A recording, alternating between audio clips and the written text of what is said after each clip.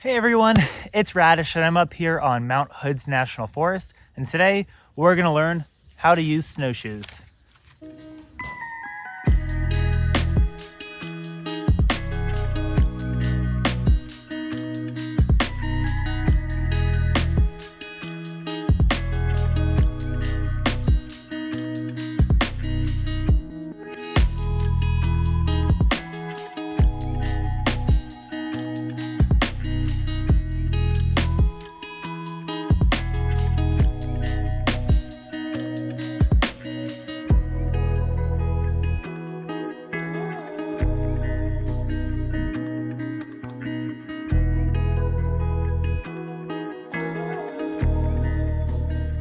Now remember, with all wintertime activities, make sure that this video is not your only resource before you head up into the mountains. Wintertime up here is dangerous and there's inherent risk, so make sure you're taking your avalanche course and studying up appropriately before you go.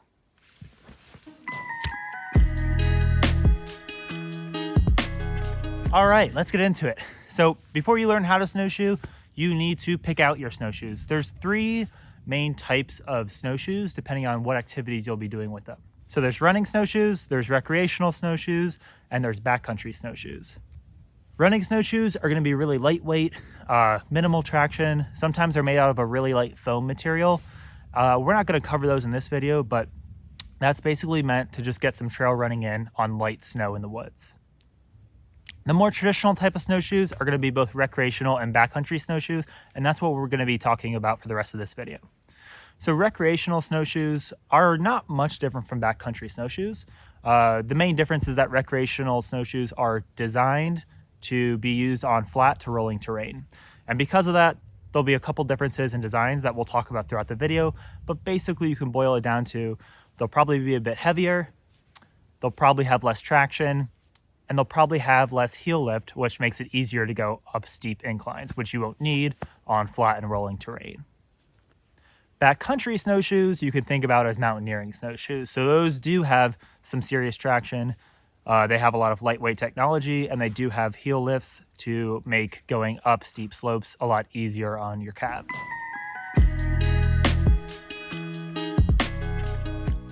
So depending on what activity that you are wanting to do, you'll be looking in that category of snowshoes.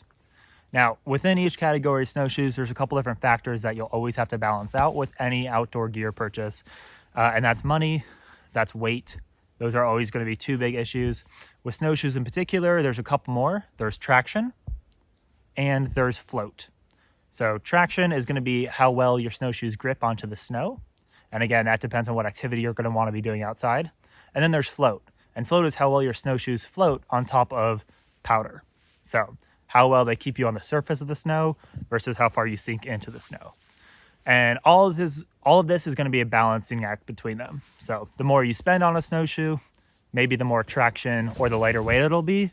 But if it's a lot lighter weight, it might have less float because it'll be physically smaller in size. So balance it all out and find out what works for you. All right, now let's break down the anatomy of a snowshoe.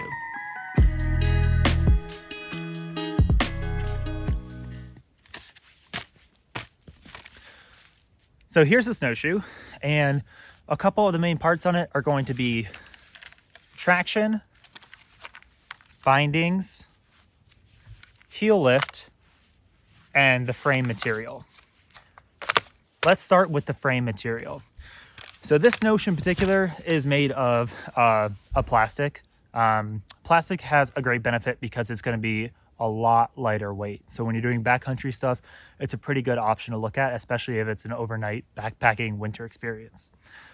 With that, usually comes a higher price point. So again, it's a balancing act. Some other frame styles out there is going to be the traditional tubular style, and that would be a metal tube that basically wraps around the frame of the snowshoe. These are going to be usually lower price point options that have better float, so they stay on top of the snow better. But with that, again, they're not as lightweight, they don't have as good traction, so there's some downsides to them as well. The last style of frame out there is going to be flat stock, and this is like the MSR Lightning Ascents, which are pretty famous. And those are going to be great because they actually get a lot of grip and little like micro traction on the snow surface. They also pack down pretty flat, which is really nice.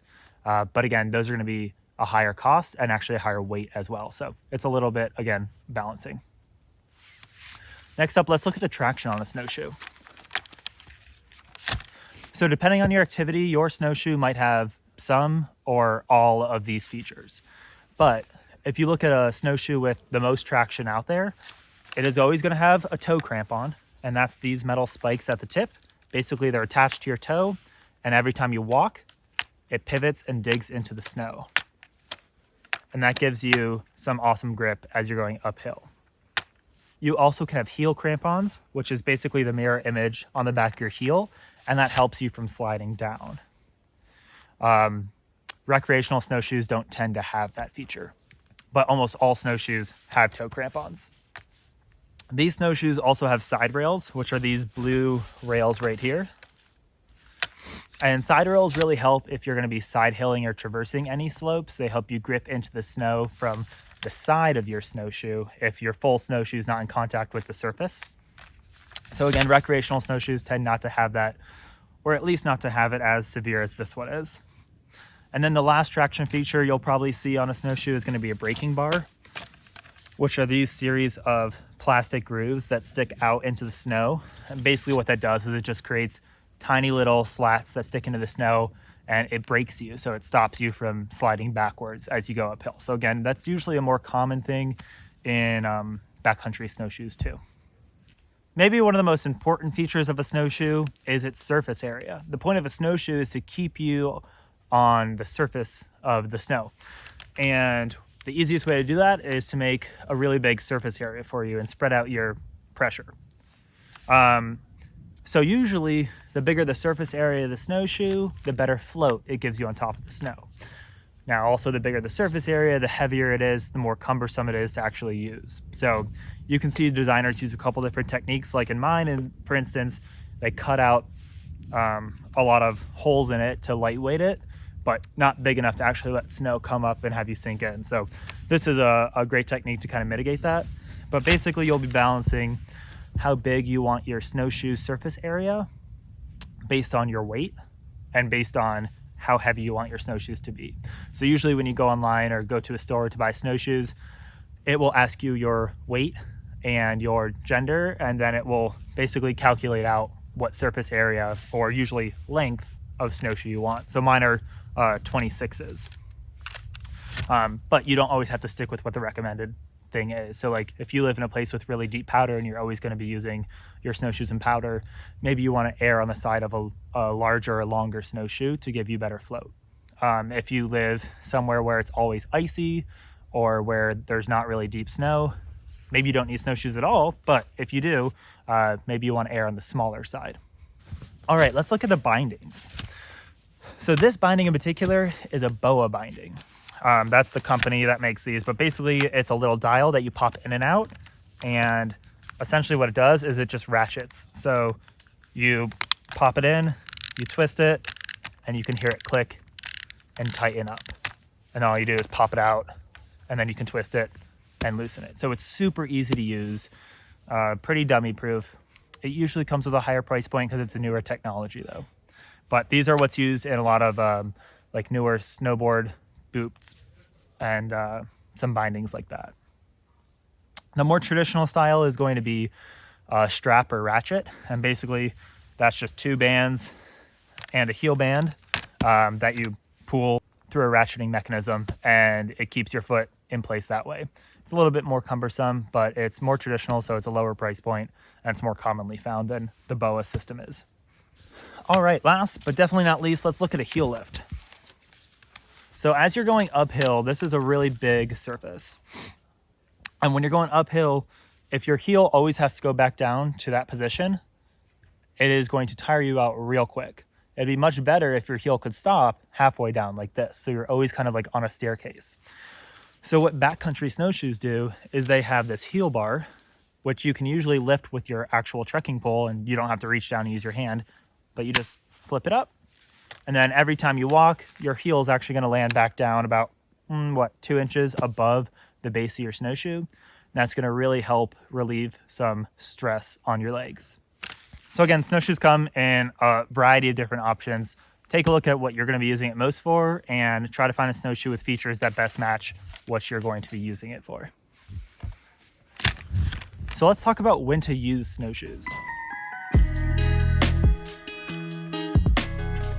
Snowshoes are obviously going to be most helpful on the snow, but there's a couple different types of snow. So we have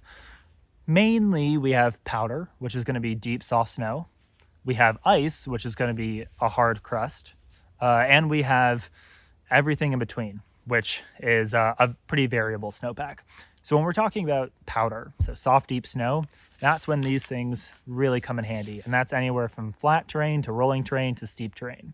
And again, if you use steep terrain, you'll be wanting more traction and heel lift features on yours.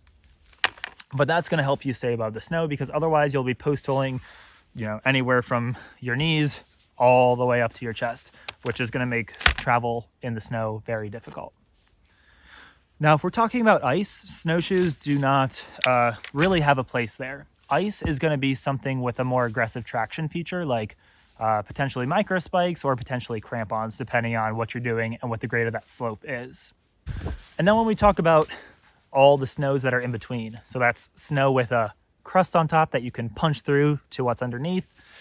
We can talk about wind-blown snow. You can talk about firm snow. You can talk about corn, condensed spring snow. There's tons of different types. And that's all going to really be variable on the conditions that day and during those couple hours you'll be there. Snow really varies throughout the day, especially as you get into like a freeze-thaw cycle in the spring. So usually in the morning, things will be icier and harder, and maybe snowshoes aren't as needed.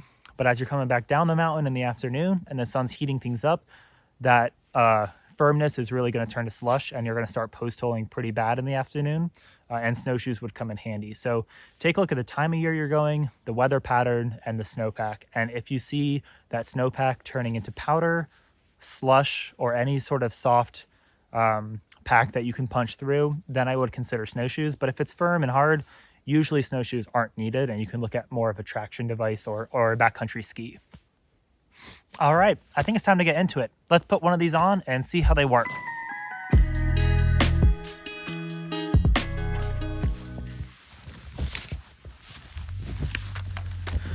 So you can put on snowshoes with boots or trail runners, depending on your binding setup and what's most comfortable for you. I'm wearing boots today, but you don't need to. So every snowshoe is going to be different, but for mine, there is a right and there is a left. So make sure you match it up correctly. It'll have a little bit of a curve to the outside, but I'm going to go ahead, slide my boot on in there. I'm going to bring the heel strap around and ratchet down that heel strap. And then I'm going to push my BOA button in and ratchet that down as well. See if you can see that. So it's all tight and snug. And now my snowshoe pivots underneath the ball of my foot. So let's do that on the other side too.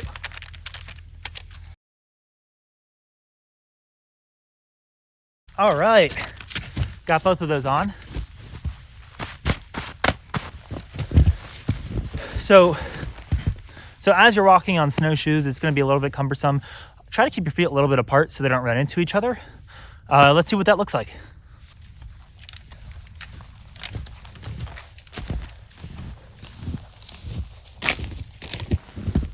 And you'll notice that as you walk, you got to pick up your foot, and your back end of the snowshoe is actually going to drag a little bit in the snow behind you. That's totally fine. And it makes it a lot easier to be using trekking poles with snow baskets on them too, to stop your pole from shooting all the way down to the bottom of the snowpack, especially if we're talking powder or slush.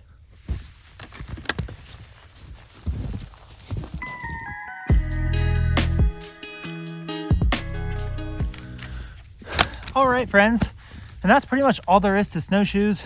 They're super easy, super accessible and approachable, which is what makes them great, because it can get people who don't have a lot of backcountry experience out enjoying the mountains in the wintertime when it's a lot harder to do that. So you can go and try to buy your own snowshoes using these tips that I provided with you today. You can go to somewhere like a Next Adventure or an REI near you and rent some snowshoes and take them up to the mountain and try them out. But I always recommend going to the backcountry with a friend. Try not to go alone. Make sure to get some practice before you put yourself in any sort of high-risk environment. And of course, make sure to have loads of fun out there in the snow. It's a beautiful time of year. And get ready for a bunch of more snow videos coming your way. So make sure to like this video and subscribe if you haven't already. And we'll see you next time on Radish Uprooted. Bye, everyone.